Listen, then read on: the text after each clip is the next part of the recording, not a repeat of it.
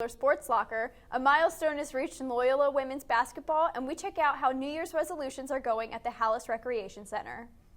Also, men's basketball continues its winning streak, and RSL reporter Tim Edmonds dives into the numbers that are propelling the team's success.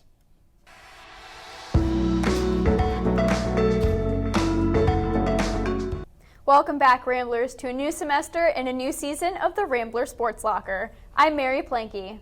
And I'm Eric Moran. The Loyola men's basketball team hosted its Missouri Valley Conference rival, the Southern Illinois Salukis, last Thursday on January 16th at Gentile Arena. This game was no ordinary MVC matchup. This game marked the first time that Southern Illinois head coach and former Loyola Chicago assistant coach Brian Mullins would face his former team.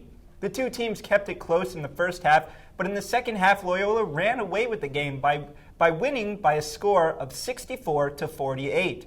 Three Ramblers scored double-digit points, with freshman guard Marquise Kendy's 17-point career high leading the way.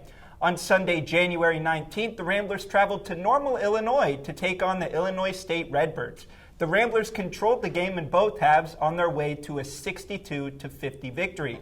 A 12-0 run around the midpoint of the game swayed momentum in Loyola's direction.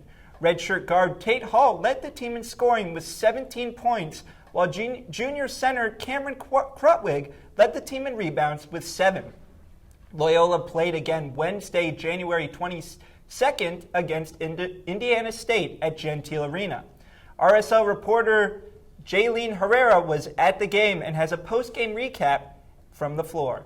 The Ramblers hope to extend their winning streak to 4 games as they took on the Indiana State Sycamores and succeeded with a 75-55 victory.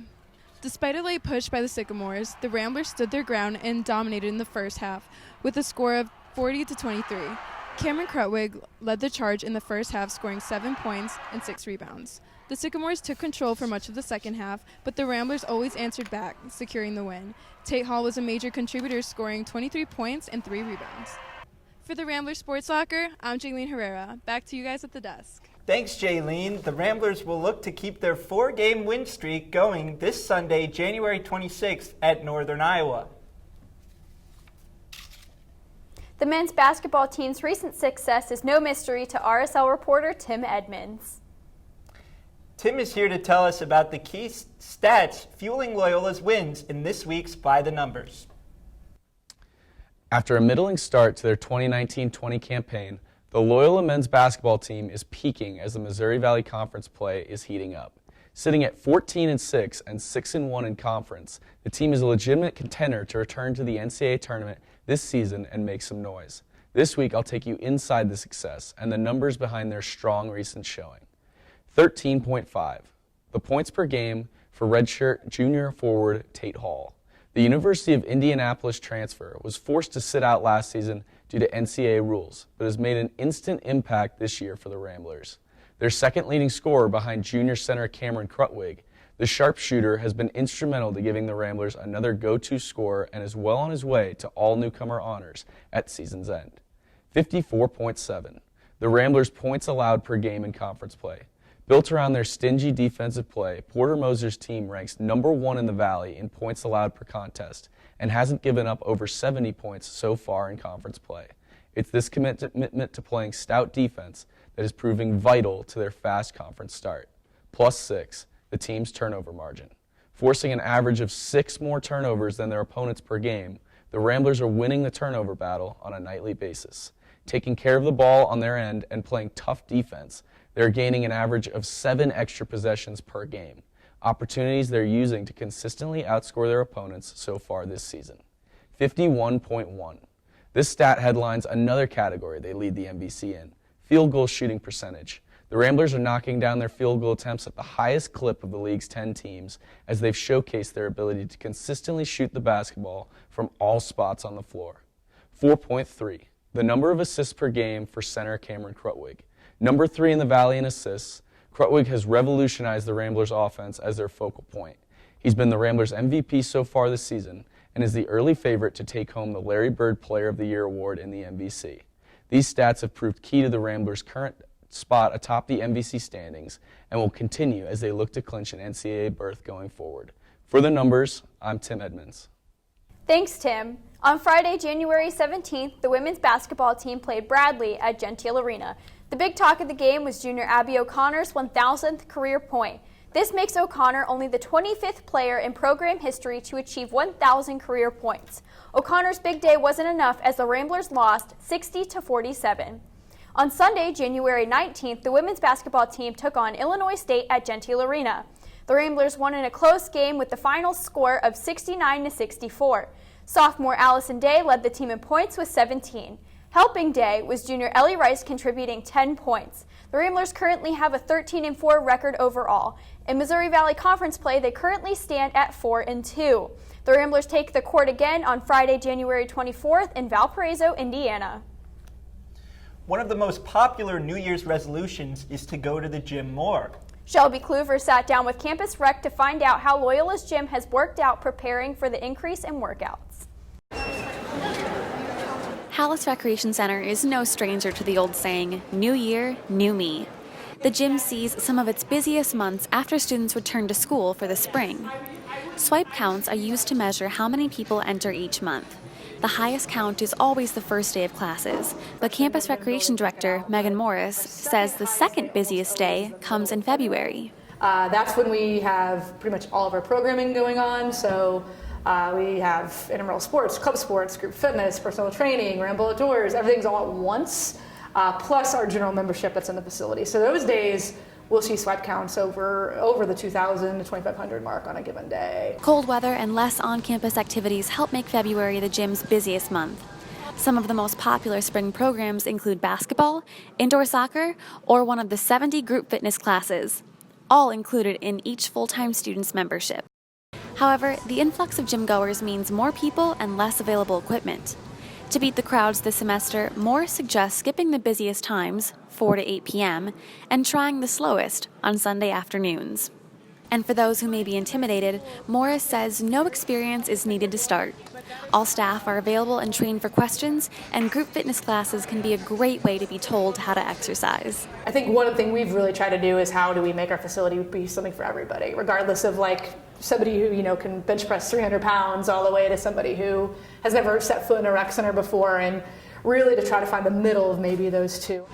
Resolutions may be made to be broken, but when it comes to healthy living and overall wellness, Hallis may be able to make achieving this New Year's promise a little more promising.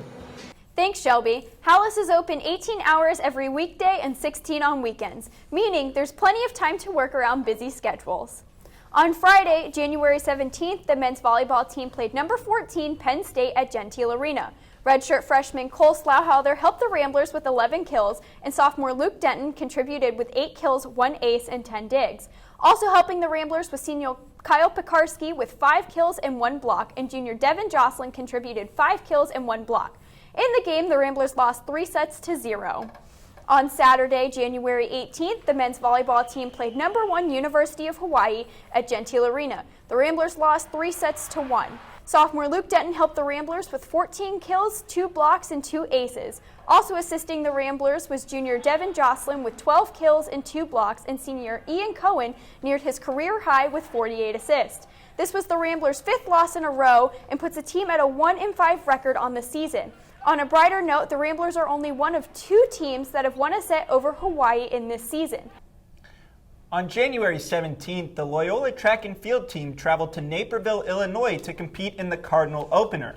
The Ramblers had success in the opener and were able to leave the event with 9 event titles. One of the event winners was senior long jumper Eric Burns, who recorded a personal best leap, which placed him second all-time in the event at Loyola. Eric Burns' performance at the Cardinal Opener earned him the Missouri Valley Conference Male Athlete of the Week. This is the 3rd time he has earned this honor in his career. The Ramblers will next travel to South Bend, Indiana to compete at the Notre Dame Invitational on Saturday, January 25th. In national news, the big sports story is the Super Bowl taking place this Sunday between the Chiefs and the 49ers. RSL reporter Pablo Rosero is in the studio to dive into the Super Bowl histories of these 2 franchises and give us his prediction on the big game. 2020 Super Bowl Sunday is set as the San Francisco 49ers will face off against the Kansas City Chiefs in Miami on February 2nd. Throughout the 100 years of the NFL, these two teams have two different Super Bowl histories. Prior to their meeting in Miami, the two teams combined for 8 Super Bowl appearances and 6 wins between them.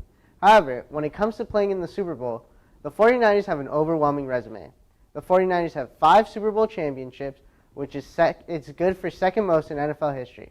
Led by Hall of Famers quarterback Joe Montana, wide receivers Jerry Rice, safety Ronnie Lott, and coach Bill Walsh, the 49ers won 4 Super Bowls between 1982 through 1990, including back-to-back wins in 89 and 90. Following Montana's departure from the 49ers, the team went on to win their 5th in 1995 with Hall of Fame quarterback Steve Young leading the way. After that, the 49ers would not return to the Super Bowl until 18 years later when quarterback Colin Kaepernick came up short in Super Bowl 47. While the 49ers have a history of Super Bowl success, the Kansas City Chiefs have failed to appear in a Super Bowl since 1970, a drought that has lasted exactly 50 years. Led by Hall of Famers quarterback Len Dawson and coach Hank Stram, the Chiefs made it to both Super Bowl I and IV, but would only win in their second attempt. Super Bowl 54 will be the first matchup between the 49ers and Chiefs in the Super Bowl. This game is a test of the Chiefs' offense against the 49ers' defense. The Chiefs come into this game featuring a high-powered offense led by last season's MVP quarterback Patrick Mahomes and a future Hall of Fame coach in Andy Reid. While the 49ers' offense is not as dominant as the Chiefs, their defense is second to none, led by cornerback Richard Sherman, who has revitalized his career in San Fran in hopes of getting one more ring. While history favors the 49ers, I'm picking the Chiefs to win Super Bowl 54, 34-31, and beginning their own dynasty similar to that of the Joe Montana-led 49ers. This has been Real Talk with Pablo Rosero. Back to you at the desk. Thanks, Pablo. Who do you think's going to win? You know what? I think I'm going to have to disagree with Pablo. I think the San Francisco 49ers are definitely better when their offense is better when it comes to facing the Chiefs' defense.